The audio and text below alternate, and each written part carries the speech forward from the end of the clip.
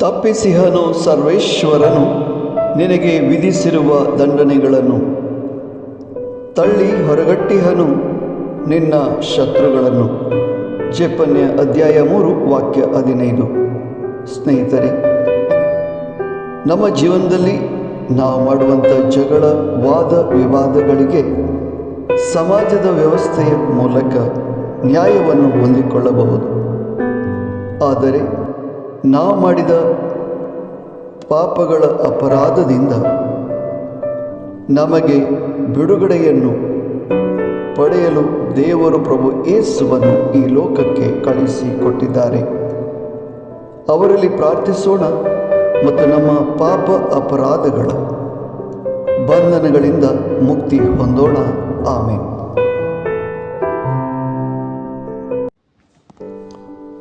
तुझेर पडलेलें फर्माण सर्वेस्परान पयस केलां, तुझ्या दुस्मनाक ताणें पाटी दांवडयल्यात.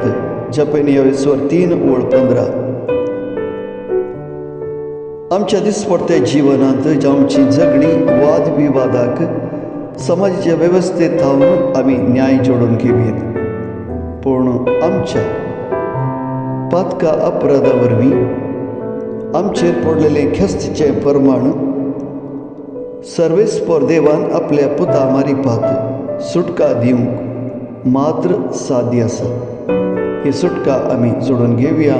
आमेन.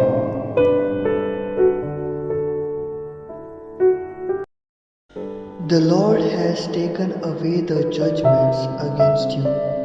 He has turned away your enemies.